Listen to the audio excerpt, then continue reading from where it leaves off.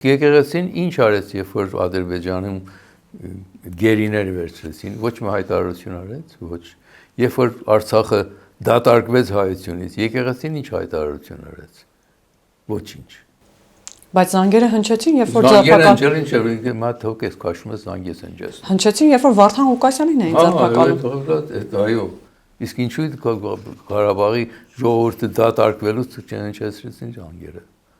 Ինչը կատարում այստեղ։ Եվ ինչու կեսգիշերին հենց Սամվել Կարապետյանի կալանավորման լուրը այդպես շատ արագ հայտնվեց Մայրաթորի, այսպես Որովհետև այն կարգադրությունը, որ զանգերը հնչեցրեք,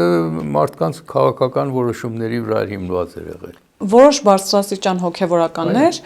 ուղիղ մտել են քաղաքականության մեջ, ճիշտ ենք հասկանում։ Այո, դե ցույց ենք տալի, ասեն պարզապես խոսում են այդ արդիվ։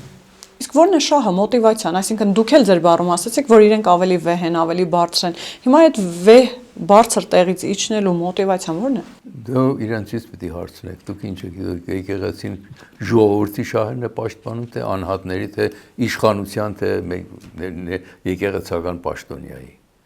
Ում շահն է պաշտպանում։